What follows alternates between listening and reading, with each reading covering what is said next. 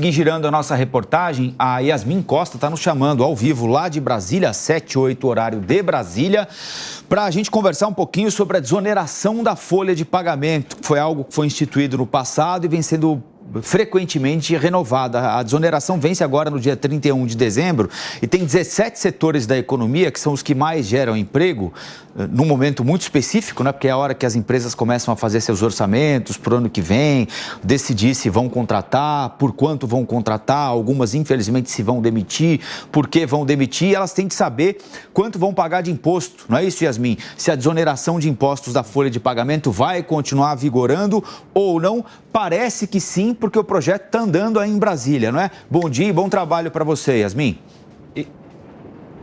Bom dia para você também, Rafael, para a Lívia, para todo mundo que está acompanhando a gente. Esse projeto realmente está andando aqui dentro do Congresso Nacional, no Senado Federal, essa última etapa da tramitação. Para hoje à tarde, por volta das 2 da tarde, começa a sessão.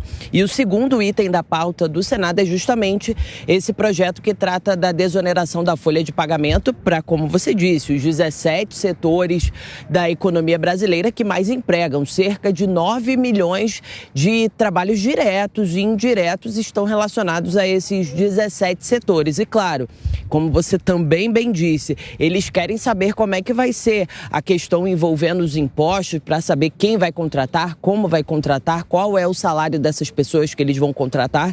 Então houve sim um grande lobby, uma grande peregrinação de alguns setores aqui dentro do Congresso Nacional e parece que isso surtiu efeito, porque a proposta foi ontem aprovada na Comissão de Assuntos Econômicos do Senado. Proposta essa, que é do Senado, foi para a Câmara, sofreu uma série de alterações, voltou para o Senado, só que os senadores rejeitaram todas as mudanças que foram feitas pelos deputados e agora a proposta, última etapa, é essa votação em plenário, no plenário do Senado.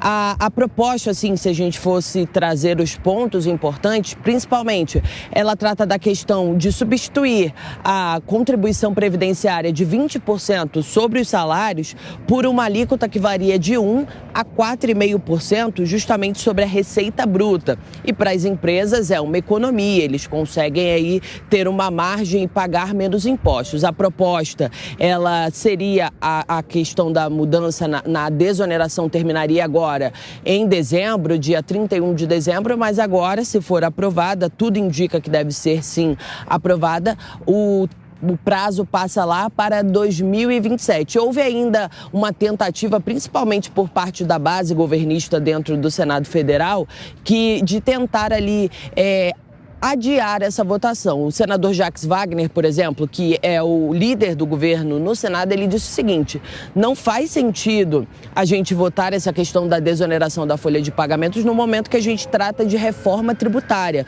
Mas ainda assim esse argumento não convenceu e principalmente a oposição engrossou ali o caldo e conseguiu a aprovação dessa medida, que agora, como eu disse, só falta essa reta final. Pacheco confirmou que está pautada. Eu olhei há pouco no site, na pauta da sessão do Senado de 2 horas e está lá. O segundo item da pauta, a desoneração da folha de pagamentos para liquidar essa fatura, viu, Colombo? Valeu, Yasmin. É claro que a gente vai acompanhar ao longo do dia e qualquer atualização assim que acontecer na programação da Jovem Pan, onde você encontra informação, análise e opinião também. Por isso a gente vai convocar agora aqui para o Jornal da Manhã a Amanda Klein e o Cláudio Dantas, 2 dos nossos comentaristas nesta edição do Jornal da Manhã. Bom dia a vocês.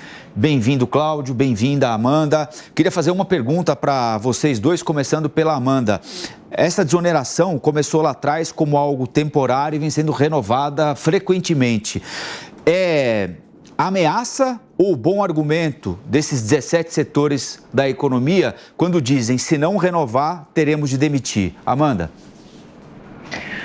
Olha, Colombo, é até difícil responder essa pergunta. Bom, primeiro, bom dia a você, ao Dantas, a Lívia, a todos os nossos telespectadores e ouvintes. Os setores argumentam que sem essa subvenção, essa troca, né, que os permite pagar menos impostos, eles seriam obrigados a demitir e que estariam em risco 9 milhões de empregos. Portanto, é um argumento que parece bastante convincente, porque são setores que empregam muito, são setores importantes da economia. Por outro lado, alguns economistas vão dizer, olha, a gente não tem uma prova irrefutável de que essa medida tenha sido tão positiva que tenha permitido a geração de empregos. É como você disse, ela foi instituída lá atrás, acho que, salvo engano, ainda no governo Dilma Rousseff, e aquela coisa no Brasil que se perpetua, porque, obviamente, tem uma pressão de todos os setores interessados, é uma pressão legítima, não é crítica, não. Eu acho que é uma pressão legítima dos setores interessados que são beneficiados. Só que também é o tipo de medida que depois, quando você trata de uma reforma tributária, você põe ali na ponta do lápis e esses benefícios que você dá a um setor, a gente sabe que é o cobertor curto, tudo cai na arrecadação dos cofres do governo federal. Se você beneficia alguns setores, você tem que punir o resto, de uma forma geral, a economia com alíquotas mais altas. São escolhas políticas, eu acho que são escolhas políticas, são todas legítimas, a maior parte do Congresso parece absolutamente convencido de que isso é necessário, obviamente para o governo é uma faca de dois gumes, porque por um lado você pode potencialmente causar desemprego se essa medida não for aprovada, sendo aqui muito honesta, né? Nem um pouco hipócrita. Ou por outro lado você deixa de arrecadar, e deixa de arrecadar quanto? Cerca de 20 bilhões de reais, porque além dos 17 setores exonerados, agora você tem uma série de prefeituras que, atendidas a determinados critérios e requisitos, também vão poder pagar menos impostos sobre folhas de pagamento, né? Vão poder pagar, e isso vai gerar um benefício para elas. Isso tudo custa caro e é até quase equivalente a outras medidas, como, por exemplo, o PL dos fundos exclusivos e do offshore, que o governo quer aprovar justamente para aumentar a arrecadação. Portanto, você dá com uma mão, tira com a outra. Cláudio, bom dia. Bom dia, Colombo, bom dia, Lívia, bom dia, Amanda, bom dia à nossa audiência. E eu vou trazer aqui alguns dados, só para discordar um pouquinho da Amanda. De 2018 a 2022, ficou, assim, o setor, esses setores que tiveram a folha desonerada, esses 17 setores que tiveram a folha desonerada, tiveram um crescimento de mais de 15% na geração de emprego. Aqueles que tiveram a folha de pagamento reonerada cresceram apenas 6,8%, ou seja, praticamente aí 7%, menos da metade. Então esse é o impacto, né, de uma política que foi implementada lá em 2011 no governo Dilma para 56 setores e que depois foi reajustada em 2018 para 17. Já sofreu vários ajustes e a partir de 2018 ficaram esses 17 setores, porque lá atrás, no governo Dilma, foi uma medida tomada sem estudo técnico.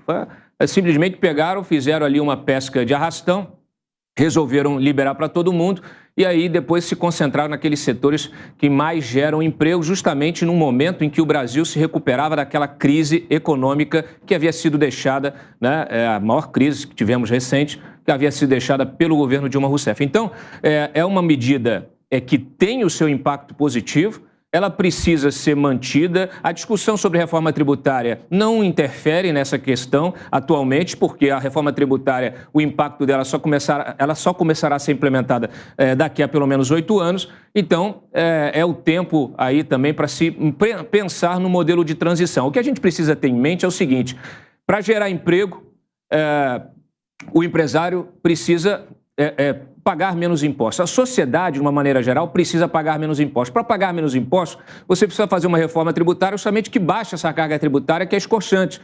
E por quê? Porque você precisa ter um Estado que seja menor, que seja um Estado mais eficiente, mais estratégico e não, né, esse mastodonte que faz com que todos nós, trabalhadores, tenhamos que sustentá-lo, né, e sustentar todas as benesses das quais dispõem aqueles que estão no poder.